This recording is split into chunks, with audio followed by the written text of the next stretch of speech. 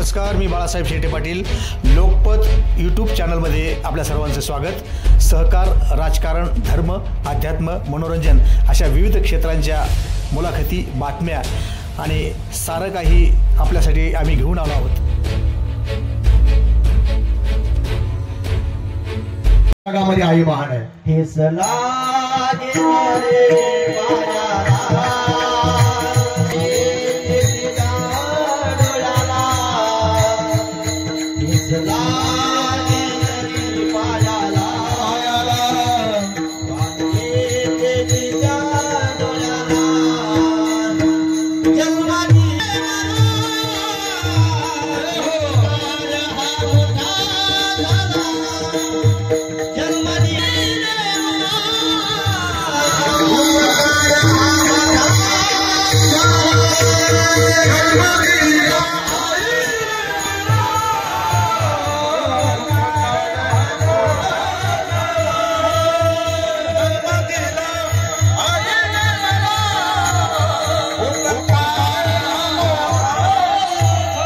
मातेमध्ये छत्रपती शिवाजी महाराज, अहिल्या माता, सेना महाराज, ज्ञानोबराय, तुकोबराय, शनिदेव महाराज, किसनगिरी महाराज, अनेक साधूंच्या येण्यानं, गणरायांच्या येण्यानं हे महाराष्ट्राची भूमी पवित्र झालेली आहे.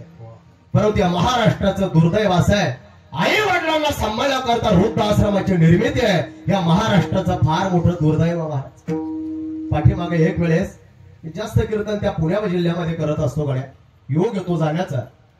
एक शिक्रापूरला कीर्तनाला जात असताना रांजणगाव एमआयडीसीच्या अलीकडे एक 5-6 महिन्यापूर्वी अवकाळी पाऊस चालू होता. एमआयडीसीच्या आणि गणपती मंदिराच्या अलीकडे 1 किलोमीटर हायवेच्या कडेला लिंबाच्या झाडाखाली एक 75 वर्षाच्या आजीबाई कपडे गाठोड्यामध्ये गुंडाळून झाडाच्या खोडाचा आसरा धरून बसलेले आहे. 15 दिवस होऊन गेलेले आहेत.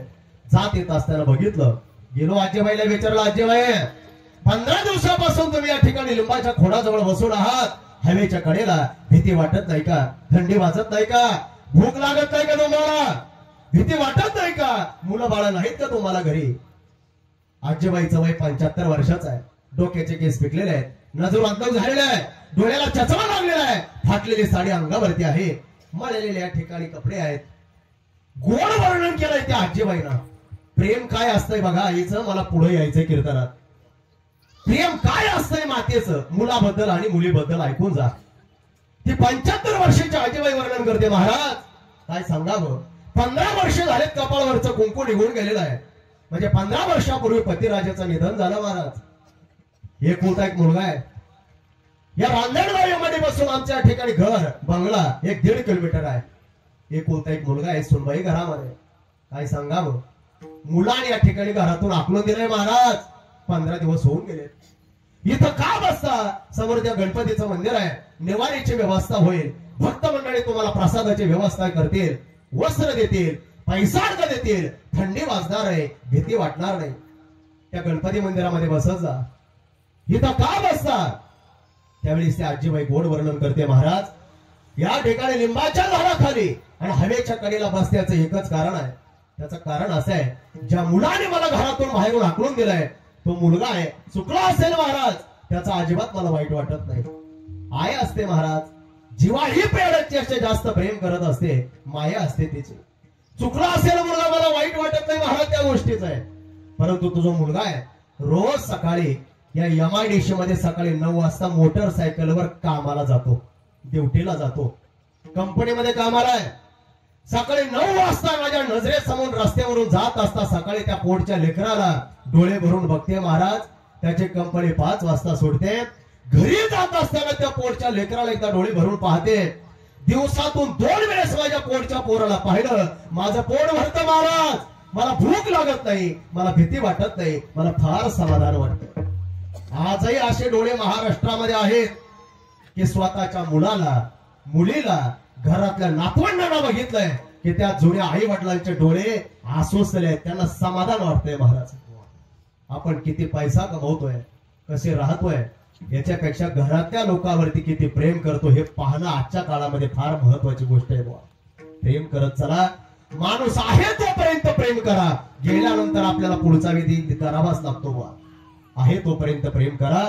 माय लेकरावरती किती प्रेम करते तीच एक सुंदर कथा आजच्या दिवशी घडलेली आहे. ज्या गणरायांच्या निमित्तानं आज हा सोहळा या जगाच्या पाठीवरती निर्माण झाला. काय कारण असेल त्याचं? गणेश सिद्धिविनायकाची जयंती, गणरायांची जयंती का? त्याचं कारणच असं आहे, स्वतःही पेक्षा जीवापाड प्रेम करणारी या जगाच्या भूमीवरती पाठीवरती एकच माता आहे, त्याचं नाव पार्वती माता आहे. विठाला विठाला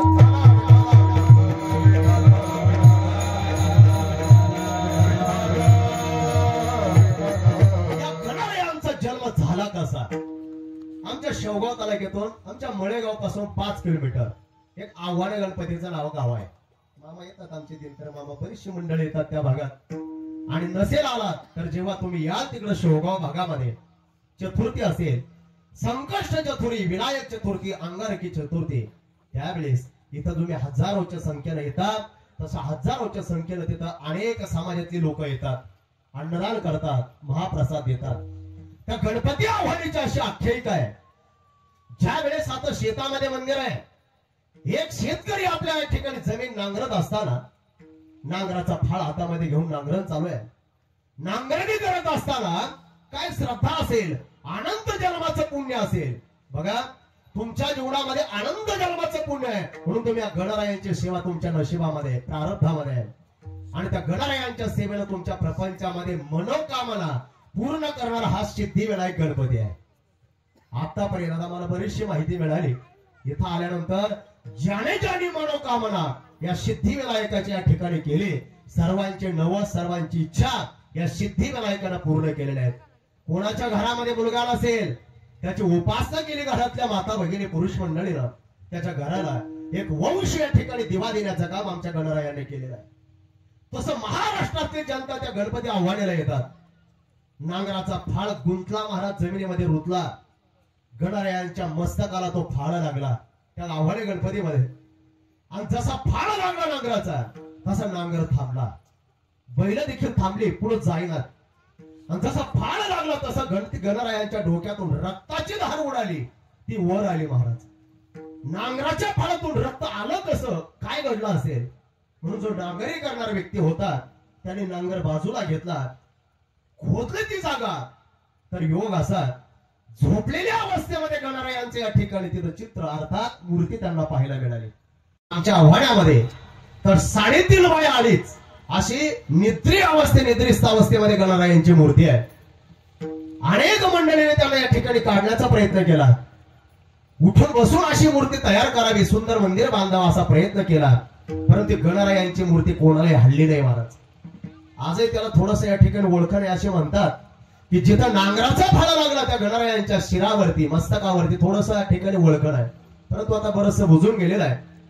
म्हणून त्या गणरायांचा जन्म ज्या भूमीतून झाला म्हणून तिथं लोक येतात, अंधकरणापासून या ठिकाणी नवस उपासना करतात.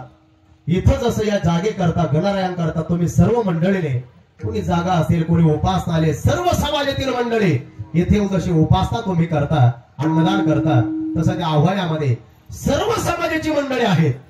अर्थात हिंदू आहेत, ख्रिश्चन आहेत, मुस्लिम समाज बांधव आहेत, अनेक जाती धर्मातली मंडळी आहेत, परंतु एका जीवानं संकष्ट चतुर्थीचा, अंगारकी चतुर्थीचा उपवास सर्व समाजातली मंडळी आजच्या दिवशी गणेश जयंतीच्या दिवशी ती मंडळी करतात.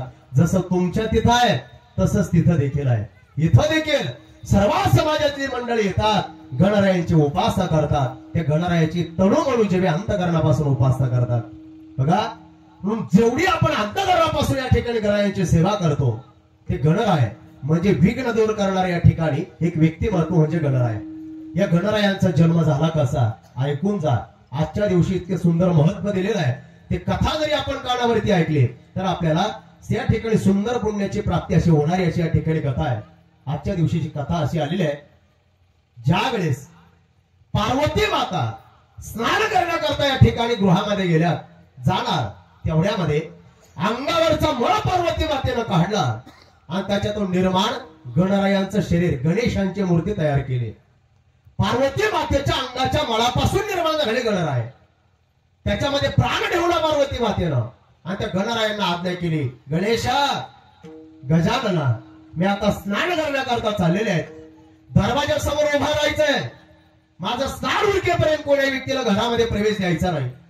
सांगितल्याप्रमाणे गणराय दरवाजामध्ये उभे राहिले. पार्वती माता स्नान करण्याकरता निघून गेल्यात. तेवढ्या वेळामध्ये भगवान भोलेनाथ शंकर परमात्मा फिरत फिरत त्या ठिकाणी आलेले आहेत.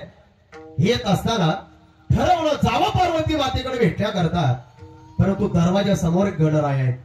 गणरायांना ओळखलं नाही हे आपले पिताश्री आहेत, महादेव आहेत, भगवान भोलेनाथ आहेत.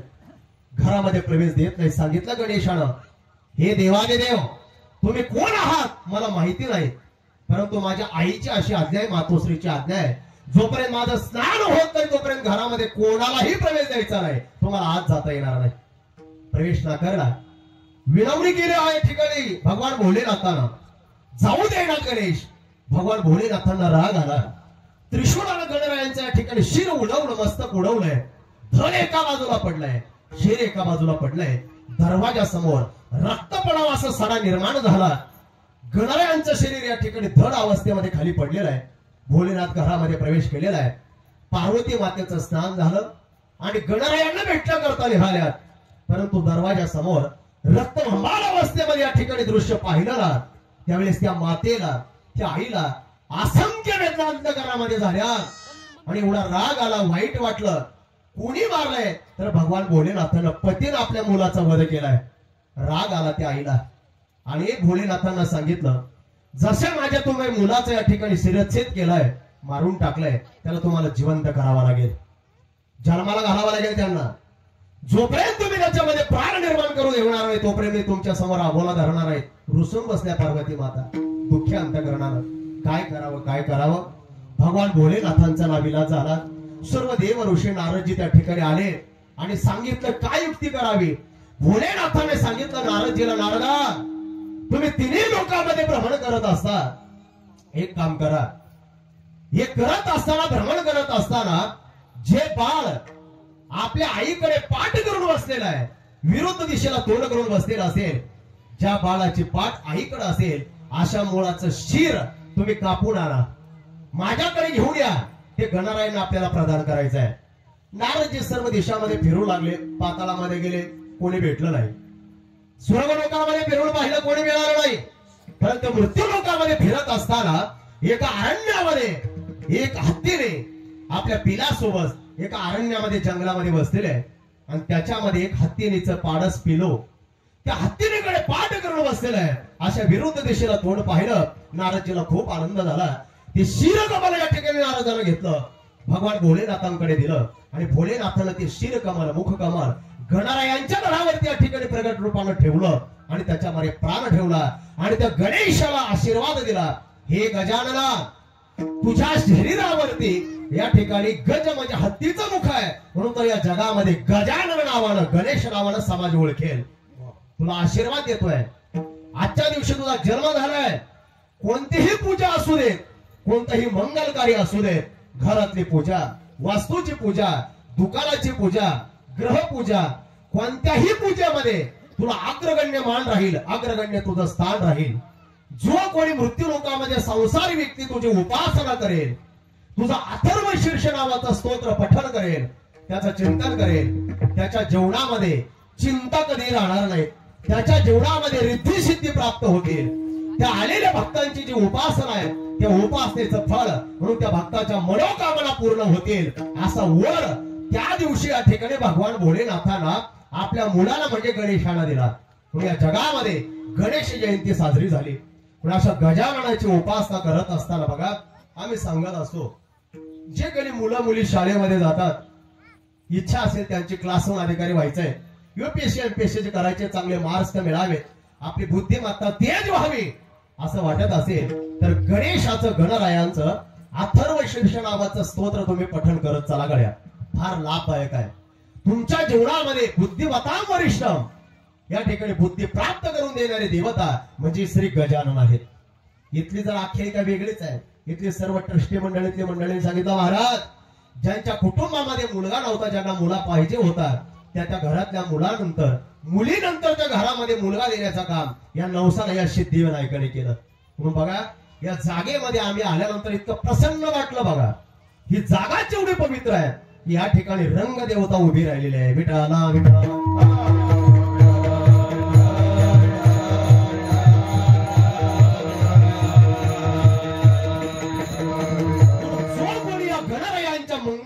गावामध्ये जयंती चतुर्थीच्या दिवशी अन्नदान करतो, प्रसाद देतो, फराळाची व्यवस्था करतो, त्याच्या हातामध्ये लक्ष्मी प्राप्त होते महाराज, त्याच्या हाताची शोभा वाढते. दान का करावं, आजचा एक दिवशीय सोहळा का करावा, काय होतं हे केल्यानंतर, काय होतं अन्नदान केल्यानंतर. सुभाषितामध्ये आलेला गोड श्लोक आहे महाराज, मला ते सांगून तिसऱ्या चरणाकडे यायचं आहे. सुभाषितकार वर्णन करतात, आपले हात जर पवित्र करायचे असेल तर दान करत चला. दान केलं की हात पवित्र होतात, स्नान केलं की हे शरीर पवित्र होत आहे, जगामध्ये मान कमवला की जगामध्ये तृप्ती प्राप्त होते, आणि जगामध्ये ज्ञान कमवलं की मुक्ती प्राप्त होते, म्हणजे मोक्ष प्राप्त होतो. दान करत चला, या ठिकाणी हाताची शोभा वाढेल. भारी भारी कंपनीच्या घड्याळ आणि सोन्याच्या अंगठ्या हातात घातलेल्या हाताची शोभा कधीच वाढत नाही. जो व्यक्ती दान करतो, अन्नदान असेल, मंदिराची झाडलोट असेल, दिवा अगरबत्ती असेल, पूजा असेल, काही असेल, या ठिकाणी तुम्ही करत असाल, तुमच्या हाताला शोभा प्राप्त होत असते. आणि एकदा तुमच्या हाताला शोभा प्राप्त झाली, तुमच्या हाताला तुम्ही कोणतंही काम धरा, ते परमार्थातलं असो किंवा तुमच्या संसारातलं प्रपंचातलं असो, तुमच्या हाताला कधीच अपयश येणार नाही महाराज.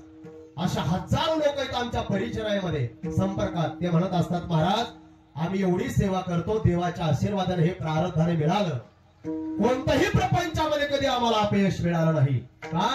त्याचं कारण आहे, जी माणसं आपल्या हाताला आई वडिलांची, धर्माची, या ठिकाणी गुरूंची सेवा करतात, वैरुद्ध मंडळीची सेवा करतात, त्यांच्या हाताला शोभा प्राप्त झालेली असते. फार गुण आहे महाराज. दानेन पाणीर न तु गंगमेन, स्नानेन शुद्धीर न तु चंदनेन, मानेन तृप्तीर न तु भोजनेन, ज्ञानेन मुक्तीर न तु मुंडनेन. मुंडन केलं म्हणजे मोक्ष भेटणार नाही, भोजन केलं म्हणजे तृप्ती भेटणार नाही, बिगर आंघोळीचा कपडाला गंध लावला म्हणजे शरीराला या ठिकाणी शरीर शुद्ध होणार नाही, आणि भारी भारी कंपनीच्या घड्याळ हातात घातलेल्या हाताची शोभा वाढणार नाही. त्याच्याकरता दान करणं महत्वाचं आहे.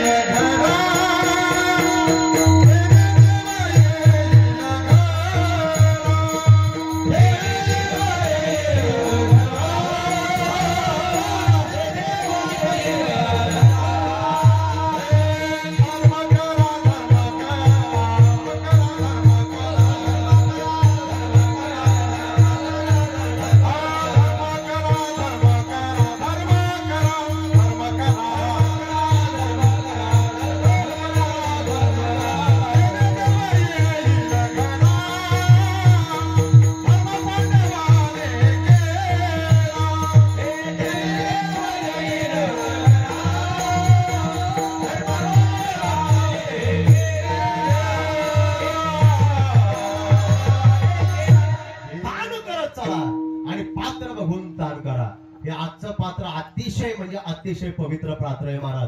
बघा, इथं दिल्यानंतर आपल्या घरामध्ये कधीच कमी पडणार नाही, म्हणून इथं अन्नदान महत्वाचं आहे, इथं श्रमदान महत्वाचं आहे, इथं आपल्या हातनं सेवा महत्वाची आहे. सांगू तुम्हाला, या धर्म मंडपामध्ये कोणी लहान नाही आणि कोणी मोठा नाही, सर्व एक रूपाने एक जेवण. आपण गणरायांचे सर्व भक्त मंडळी आहात, आणि गणरायांची सेवा ही मनाला प्रसन्न करणारी, प्रज्वलित करणारी ही मनाची या ठिकाणी गणरायांची पूजा आहे. म्हणून आवर्जून करत चला. ही देवाची पूजा जो कोणी करतो, तुकोबाराय म्हणतात, हे गणराय त्या भक्ताला काय देतात, तर निष्कामता नावाची गोष्ट आपल्याला देत असतात. ही निष्कामता म्हणजे काय, त्या शब्दाचा खरा अर्थ असा आला, निष्कता म्हणजे निष्कामता, म्हणजे निरंकारी भाव, निस्वार्थपणा, नम्रता, लीनता, ह्याचं नाव निष्कामता आहे. अभंगाच्या 3ऱ्या चरणामध्ये तुकोबाराय वर्णन करतात.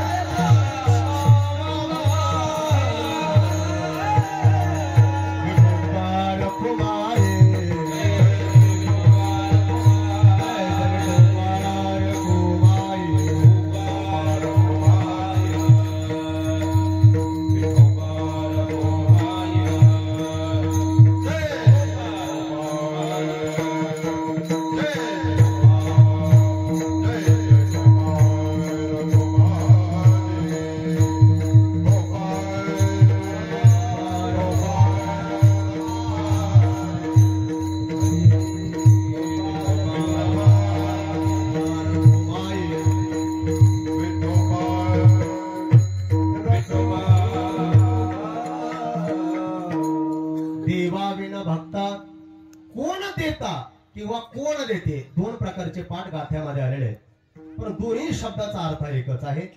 या गणराया म्हणजे सिद्धिविनायकाशिवाय या जगामध्ये भक्ताला तुम्हा आम्हाला निष्कामता ही गोष्ट कधीच प्राप्त होत नाही. ती फक्त आणि फक्त देव या जगामध्ये भक्तांना प्राप्त करून देतात.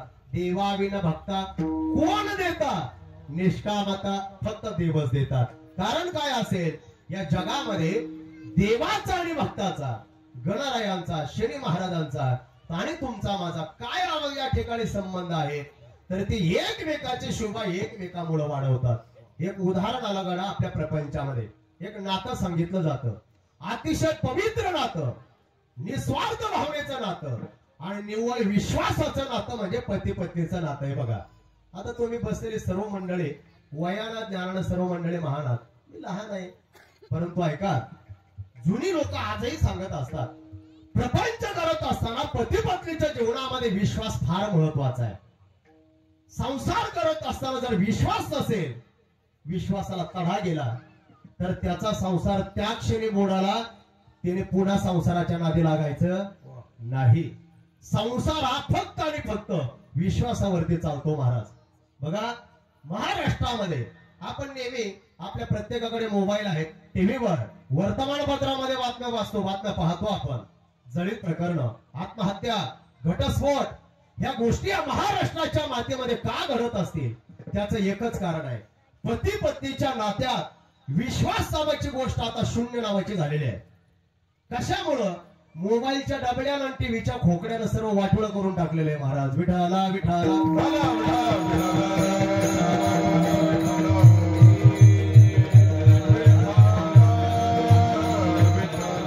संसार आणि पती पत्नीचं जीवन फक्त विश्वासावरती चालतं महाराज. परंतु काय विश्वास होता पूर्वी 20-25 वर्षापूर्वी. जुनी माणसं बरीचशी माझ्या समोर बसलेली आहेत. जुन्या काळात ती लोक आजही सांगतात, जर बैठकीत बसलं तर ते म्हणतात महाराज जुन्या काळी काय नात्यात विश्वास होता नवरा बायकोच्या पूर्वी असं ऐकलं जायचं ना. आज सांगतात लोक पूर्वी 20-25 वर्षापूर्वीच्या अगोदरची गोष्ट, जर नवरा बायको कुठे लग्न कार्याला कुठं बाजारला निघाले, पूर्वीचं सांगतो जुनं, तर ते नवरा बायको बाजारला जात असताना अंदाजे यांच्या चालण्यामध्ये किती अंतर राहायचं? चालण्यामध्ये इथं कोणाचीच लग्न झालेले नाही काय स्वतः चालण्यामध्ये अंतर किती राहायचं जुन्या काळात? पती पत्नीच्या नात्यात हे जर कुठं लग्नाला बाजाराला चालले तर अंदाजे 20-50 फुटापर्यंत त्यांचं चालण्याचं अंतर राहायचं. म्हणजे 50 फूट 20 फूट तिचा पती पुढं तर 50 फूट त्याची धर्मपत्नी मागो. काय अंतर होतं महाराज. या अंतरापेक्षा त्या पती पत्नीच्या नात्यात विश्वास काय होता महाराज, किती विश्वास होता. तो 50 फूट अंतर 2025 सालात केलं कुठं? आता जर असं कीर्तनाला निघालं आम्ही गाडीमधलं, हे नवरा बायको टू व्हीलर असं रस्त्याने बघवत नाही हो, यांच्याकडे बघवत नाही शपथ.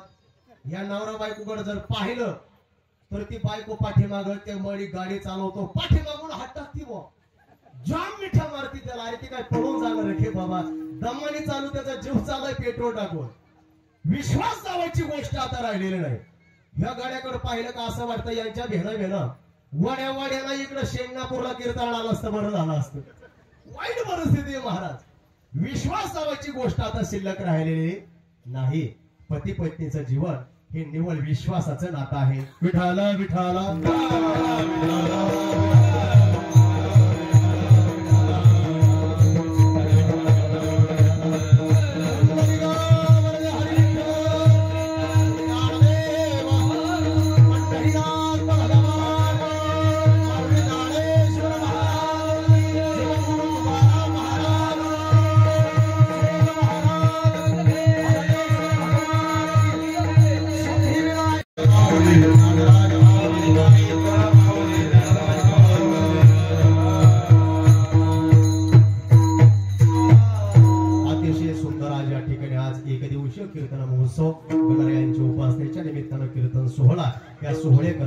राजकीय पारमार्थिक वारकरी संप्रदायातील सर्व परिसरातील महिला पुरुष मंडळाची एकत्रित झाली.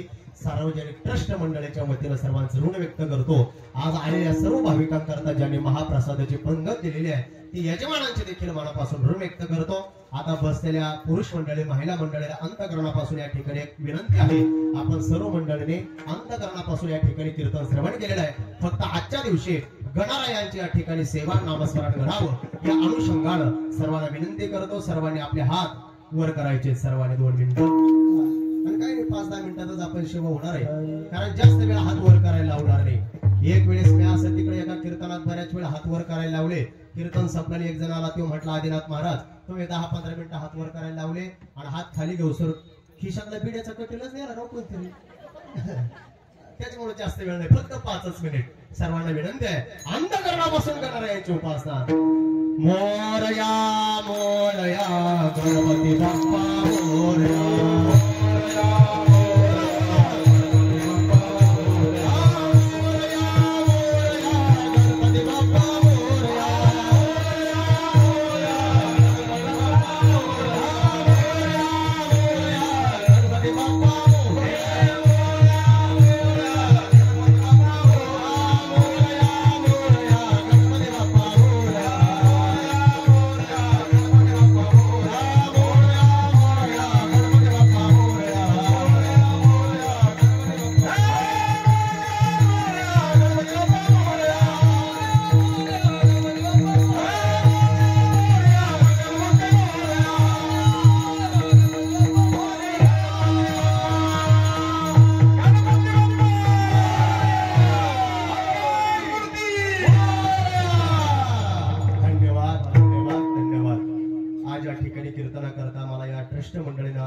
उपस्थित केलं त्यांचे देखील मनापासून ऋण व्यक्त करतो.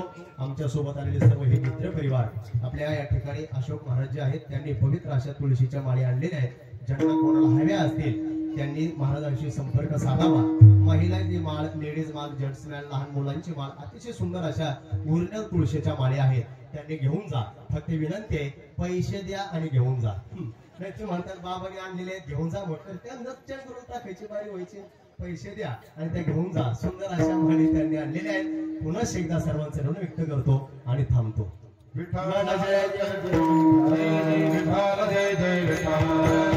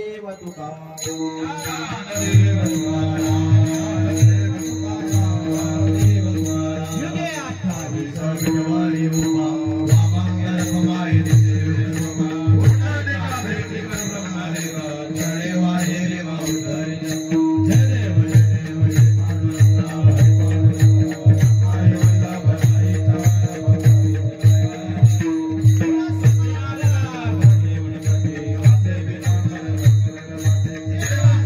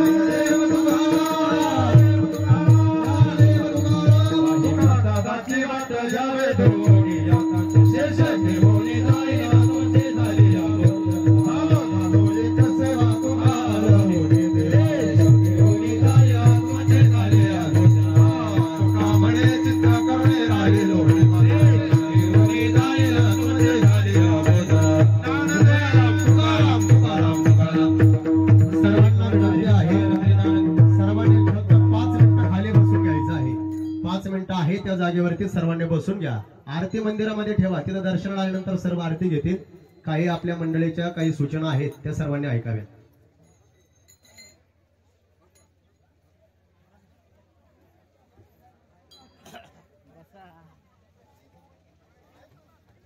महाराष्ट्राचे ख्यातनाम कीर्तनकार भुवानी भूषण हरिभक्तपरायण निकम महाराज यांनी अतिशय सुश्राव्य असं कीर्तन आपल्याला सांगितलं. गणपती महाराजांचं जन्म, गणपती महाराजांची पूजा सेवा केल्यानं काय मिळतं या संदर्भात त्यांनी अतिशय उत्कृष्ट असं मार्गदर्शन आपल्याला केलं. तर या देवस्थानच्या विश्वस्त मंडळाच्या मार्फत एक छोटासा सत्कार आपण करणार आहोत. हरिभक्तपरायण आदिनाथ महाराज निकम यांचा सत्कार मिठू पाटील शेटे यांनी करावा असं संयोजकाच्या वतीने विनंती आहे. लवकर सत्काराचा कार्यक्रम आपण घेऊया. आदिनाथ महाराज निकम यांचा सत्कार मिठू पाटील शेटे करत आहेत. महाराजांना अशी विनंती आहे की या सत्काराचा आपण स्वीकार करावा. यानंतरचा सत्कार मी नाव पुकारतो.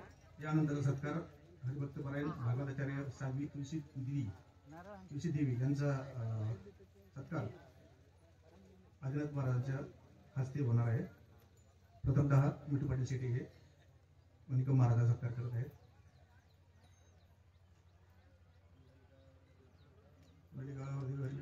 श्री ज्ञानदेव तुकाराम ज्ञानेश्वर महाराज पुढचा सत्कार घेऊया. हरिभक्तपरायण भागवताचार्य साध्वी तुलसी देवी यांना विनंती आहे हा सत्कार स्वीकारावा.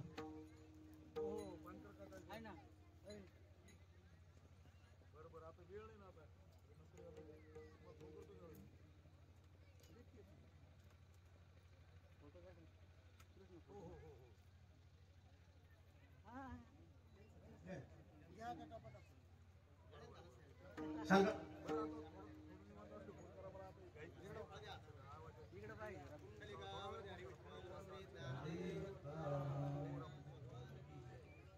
यानंतरचा सत्कार हरिभक्तपरायण अंबादास महाराज फलके यांचा सत्कार आदिनाथ महाराज निकम करत आहेत.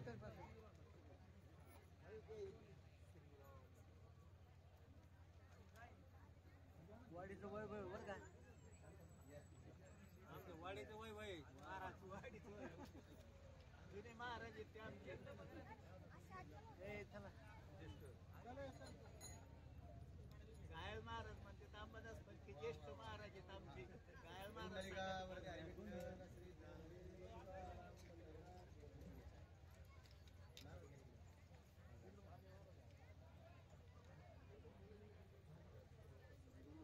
यानंतर सत्कार भागवत महाराज मरकड यांचा सत्कार दिनकर पाटील कळवंडी हे करत आहे. भागवत महाराज मरकड यांना अशी विनंती आहे की सत्कार स्वीकारावा. इकडे घेऊन या ना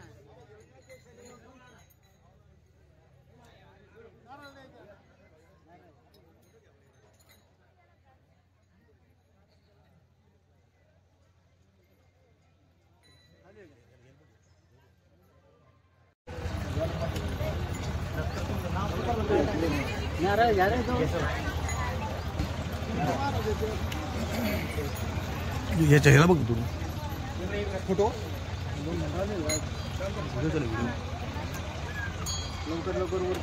यानंतर उद्धव महाराज वाघमारे यांचा सत्कार विनंत केलं हे करत आहेत. अनिल महाराज यांचा सत्कार दिनकर पाटील कळवंडी करत आहेत. उद्धव महाराज वाघमारे त्यांच्यानंतर अनिल महाराज यांचा सत्कार दिनकर पाटील करत आहेत. रामा महाराज यांचा सत्कार जालिंदर शेट्टी करत आहेत. रामा महाराज यानंतर किशोर महाराज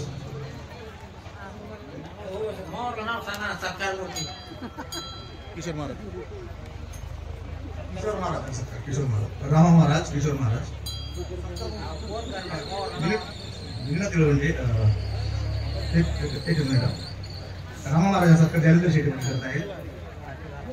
किशोर महाराजांचा सत्कार बाळासाहेब विठ्ठल शेट्टी पाटील करत आहेत. किशोर महाराज यानंतर नंदू महाराज जाधव यांचा सत्कार मिलना केळवंडी करत आहेत. बाळासाहेब बांधकर महाराज यांचा सत्कार मिठू पाटील शेट्टी करत आहेत. सर्व सत्कार मिलना केळवंडी पाटील यांना करण्याची विनंती करण्यात येत आहे. घायाळ महाराज सत्कार बाळासाहेब विठ्ठल शेट्टी करत आहेत. त्यानंतर शिकारे महाराज यांचा सत्कार त्यानंतर विरकर महाराज त्यानंतर साबळे महाराज यांचा सत्कार मिठू पाटील विनय केळवंडे. कैलास महाराज फलके यांचा सत्कार मिठू पाटील शेट्टी.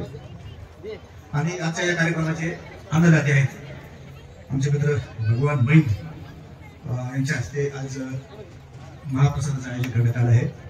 याच्या गणेश जयंतीनिमित्त सर्व भक्तांनी गणेश भक्तांनी या महाप्रसादाचा लाभ घ्यावा अशी विनंती संयोजकांच्या वतीने करण्यात आली आहे. भगवान मैंद यांनी अन्नदान केलं आहे. याचा सत्कार भगवान मैंद यांचा सत्कार या ठिकाणी होत आहे. बाळासाहेब विठ्ठल शेट्टी यांच्या हस्ते सत्कार होत आहे. भगवान मैंद यांचा ऐकण्याची विनंती आहे सत्काराचा स्वीकार करावा.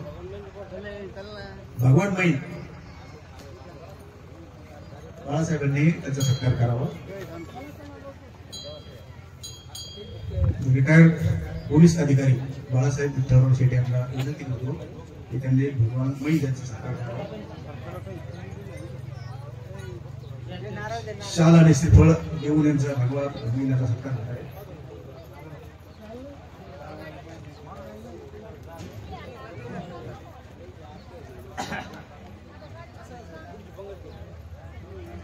तर आता यावर्षी जे आहेत अन्नदाते भगवान मैंद आहेत आणि पुढच्या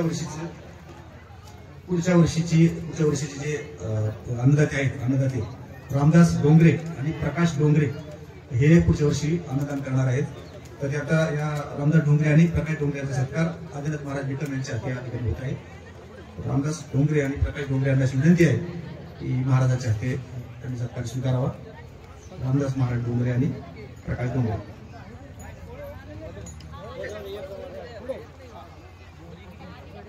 रामदास डोंगरे यांचा सत्कार या ठिकाणी होत आहे. प्रकाश डोंगरे यांनी सत्काराचा स्वीकार करण्यासाठी यावं. प्रकाश डोंगरे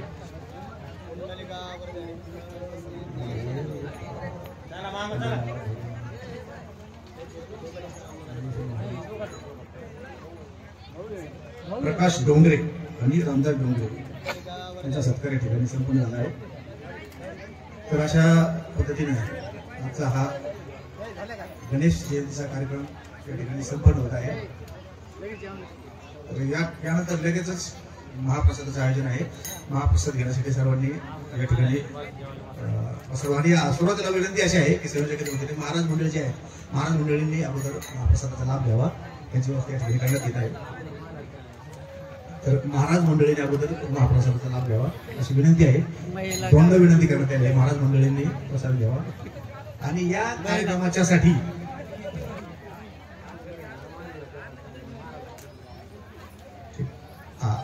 दुरुस्ती आहे, यामध्ये दुरुस्ती आहे. महिला मंडळ लक्ष द्या. अगोदर महिला मंडळांनी प्रसाद घ्यायचा आहे. महाराज मंडळीची व्यथा आहे पण दुसरीकडे आहे, पण महिला मंडळांनी अगोदर प्रसाद घ्यावा.